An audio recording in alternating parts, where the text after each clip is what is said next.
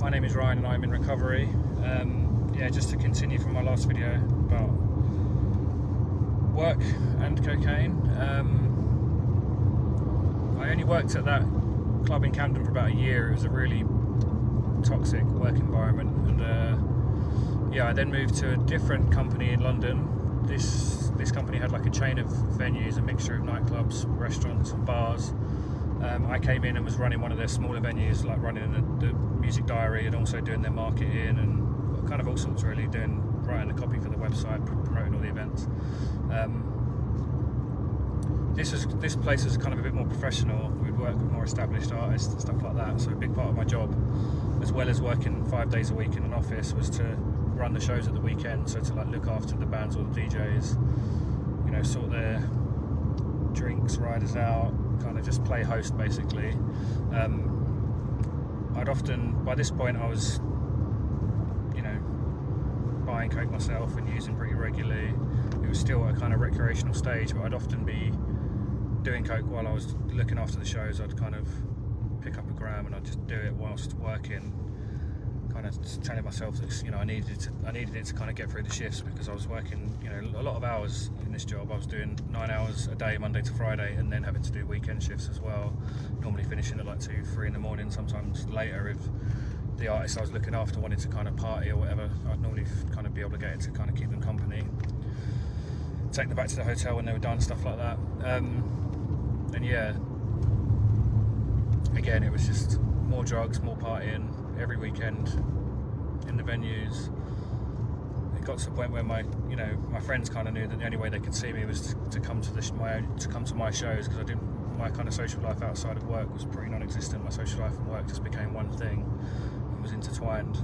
So I'd often have like groups of friends that would come, and I'd sort them out free drinks and maybe even some drugs as well, and we'd kind of just have a bit of fun while the show was on, and I'd just keep an eye on the DJ, and that would be the kind of general vibe. I did this job for a few years, and then I actually left that company to try and start my own thing, but didn't really get it going, and ended up coming back to that company because they were launching a new venue, and they were like, you know, come back and run this new venue for us. So I did, and it was a level up from anything I'd done before. We were booking kind of big international renowned DJs, doing loads of really good shows. The venue was really highly regarded, and this was probably the period of my career when I did most of my best work. It was also the period of my career when my kind of cocaine I don't know if I'd call it addiction at this time, but my cocaine use really accelerated. I was doing it heavily during the shows, and yeah, like this was very much my previous kind of job, was working a lot like a mixture of bands and DJs. This was like just raves basically, so it was, you know, much more drug fueled.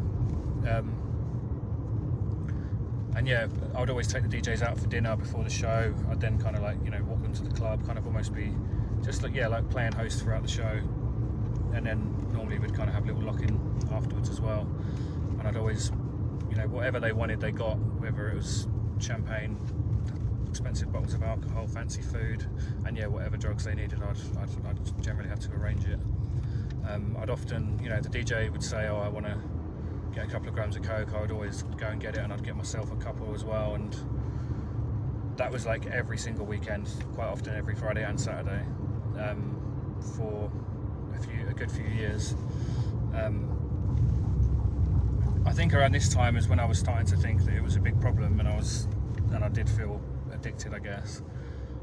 But the problem is, I guess, is that, you know, I was constantly progressing in my job.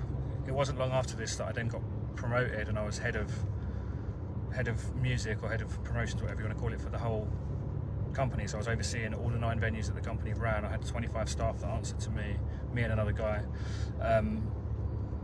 So it was almost like, despite this kind of shadow over me of my cocaine use that was definitely bothering me, and I was aware there was a problem, I was constantly moving forward in my profession. So it was like, how do I guess I could almost hide in that success and be like, well, I haven't got a problem because I'm successful.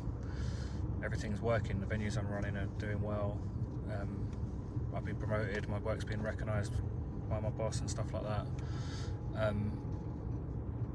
And I think that's an important point. Is I get the impression when people are asking me on a lot of the comments and in the DMs, like they're expecting that my cocaine use meant that I was incapable of working, or that everything was a mess, but it kind of wasn't. I was almost like just about holding everything together.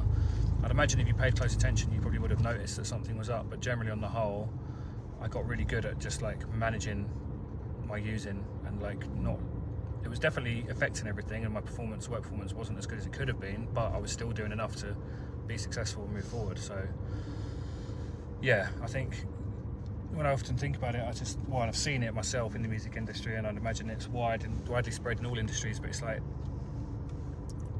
you know, for every addict that reaches the end of the road and kind of asks for help, I'd imagine there's 100 other people that don't, and they just stay in functioning addiction forever and never really get out of it, and you know, they hold down jobs and they do all these things, but they're not really happy, they're not really living, they're kind of just numb to the world, and yeah, existing in this cycle of using, hiding their use, and just kind of plodding through life and doing enough to kind of get by and keep moving forward and earning money and stuff like that. But yeah, it's not really an existence that